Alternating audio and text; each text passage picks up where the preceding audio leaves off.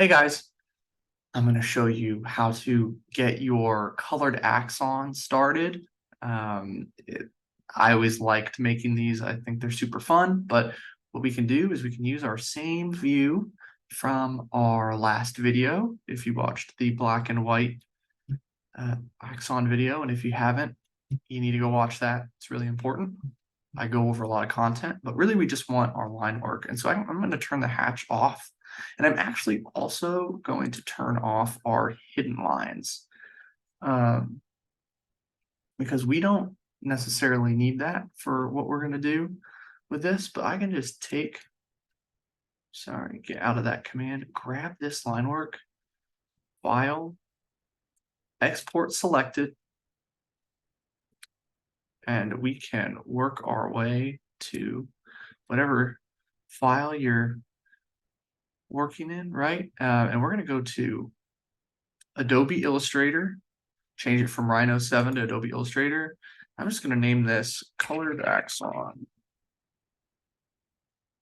Go ahead and hit enter.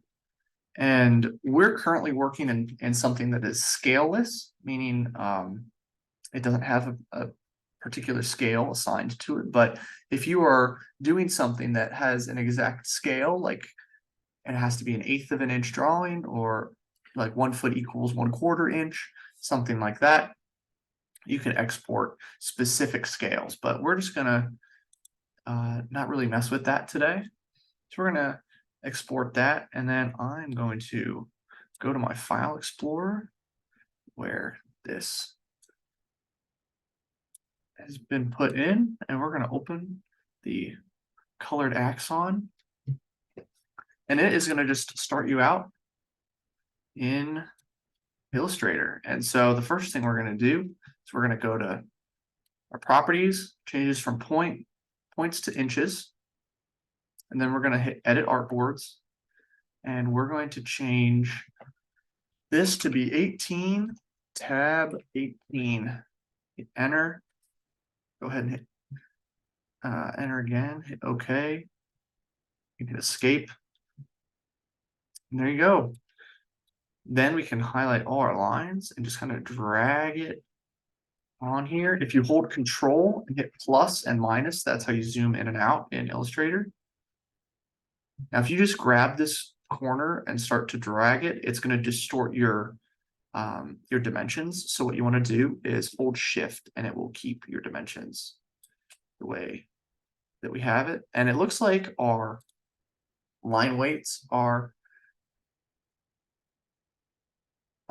currently this one is almost a 1, and this one's a 0.7. So the line weights we had set in Rhino are accurate, and they are different. And our colors are different as well, but it keeps our layers as well, but we're just gonna select everything on these layers. And what I'm gonna do is I'm going to change the stroke color to black, just like that. And so we have this drawing. What are we gonna do with this? First, I want you to open a tab in Google. I'm gonna bring this over here. Type in coolers color. Search it, and it is this first option right here. This is a color palette generator. So this is just a really helpful tool. Basically, I don't need a tutorial because I'm going to teach you.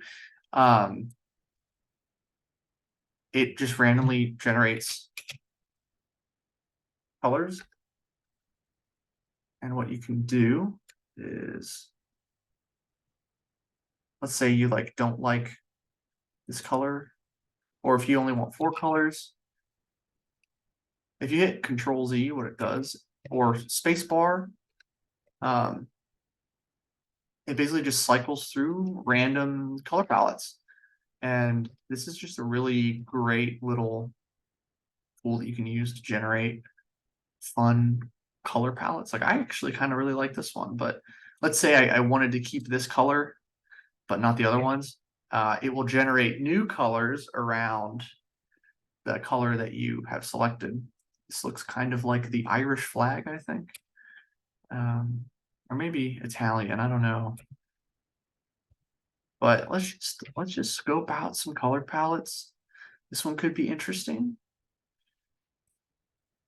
Trying to think of what I want to do, and there's a lot of freedom in this.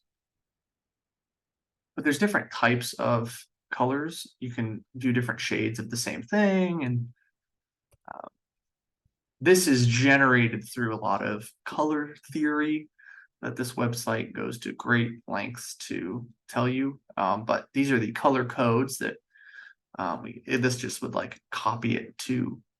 You can copy it to your clipboard just by hitting Control C and taking it in. So let's say I like this yellow, and I like this blue, and I like this pink.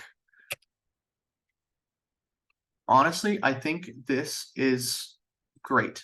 This is like a tri-tone palette where, as opposed to, instead of like 5 shades of purple or like 4 shades of a single color and like a neutral color at the end, that's like a monochromatic palette. This is a very vibrant tri-color palette. There's different types of palettes, but I like these, and so what I'm going to do is I don't think I'm going to use the black. I think I'm going to use the thistle, the dogwood rose, the jonquil, and the UCLA blue. Go Golden Bears if you are a fan. So what we're going to do is I'm going to draw just kind of off my palette 4 little boxes. And I'm going to copy this color code, copy. This copy color right there. Go into Illustrator, go into Fill when you have one of these selected. Color mixer, this number right here. You just paste that in, hit enter, and it pulls that color for you. Isn't that great? So we're going to do that, and then we're going to select our second box. Go back to our palette, come over here, copy the yellow, go over to Fill, click on the box, then again, just get that really nice color in there. And I'm using kind of like a tri-color method. You do not have to do that. It's really up to you, and the way you shade and make your Axon is totally up to you. I'm gonna go over to Fill, color code, paste, get that pink, and then this last one, we're gonna get this nice cream color. Over here, copy.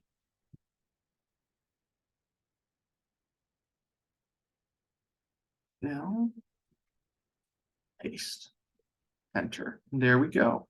So here's the different colors.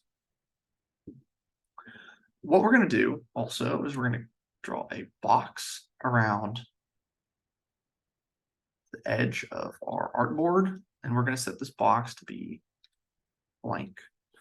And so this is all the line work we have. We're going to go to layers, and we're going to go to make a new layer. We're going to bring it to the bottom, and we're going to rename it Live Paint. So I'm going to show you a great tool called the Live Paint tool. Select all of your line work and hit K on your keyboard. This is going to generate what's called a live paint group. First, what we want to do before you do that, you hit like go up to your selection tool or V. We're going to highlight everything we have, and we're going to Control C, Control V.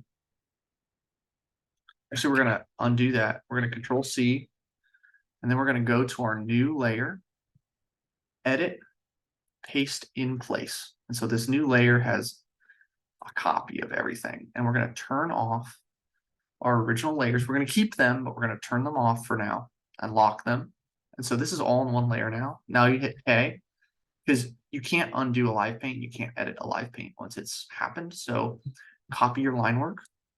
Then when you click in here, what you've done is you've created a live paint. And this just really simply is, if we get into this top layer, we can grab our boxes and drag them down to our live paint layer, then lock that and turn it back on. If you hit I, pulls up the eyedropper button, you can select a color, right, just by clicking on it. And then if you hit K, you can pick, a spot to fill it in. Isn't that fun?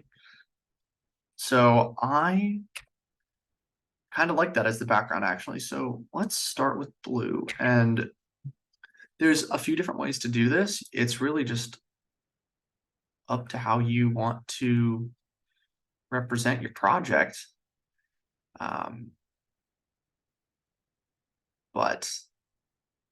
you can have as many different colors as you'd like.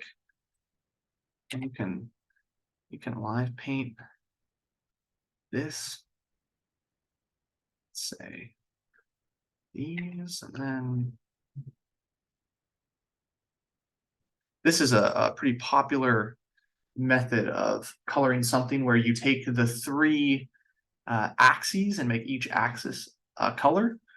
And so you like blue is this direction, pink is this direction, and yellow is up. Now, obviously, there's some slanted geometry in here, so it's not an exact science, but you don't even have to do it like this. You can color it however you want. Maybe you want to keep the inside-outside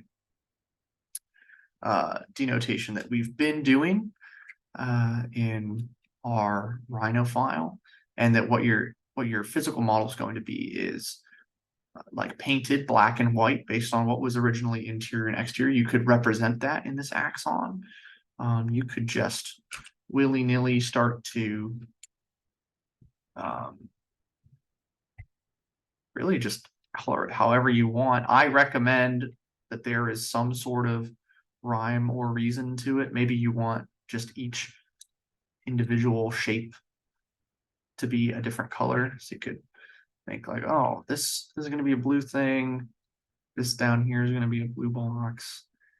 That's going to be yellow. This is going to be yellow right here. This box will be yellow. And maybe I want this one to be blue. It's really just whatever you want. So like, you can play around with it. The one stipulation is that when you click this live paint, everything will be selected. Go over to your stroke and click none right here. And so when you click off of it, it's going to look like there's no lines. And so your Axon is just going to be this, your colored Axon. So you want to pick something that represents your drawing without lines. So let's say I did decide to keep what I had going, and then I just kind of take this and turn off my lines. You can still kind of tell the form, the shape, what's going on.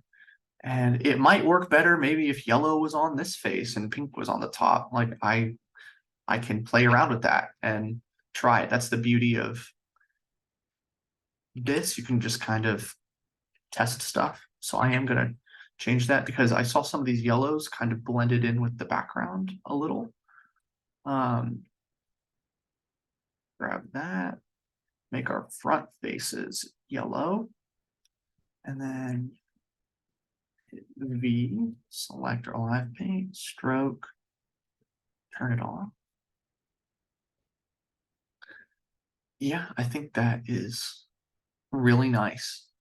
And I think it gets the point across of what you're trying to do. So this is just one style of live paint. You don't have to do it like this. You can make it as many different colors as you want. But I think the more colors you add to a palette, the more likely it is to look not great, especially since there's no line work here. So you're all working with the same pieces. I'm excited to see the variety that you guys come up with. But what you can do with this is basically you file and you save as, and you want to save it to your computer as a PDF. And when you open your PDF, that is how you are going to plot. So you just hit save PDF. And when you open your PDF, you'll be able to print to the Knowlton plotters. Do not send Illustrator files to the Knowlton plotters. It will mess them up and clog up the queue, and then tech support will have to come in and fix it. So yeah, I hope that's super helpful. You guys are doing really great. Be sure to ask any questions to me or the GAs, and I'll be floating around Thursday if you need my help. I'll see you then.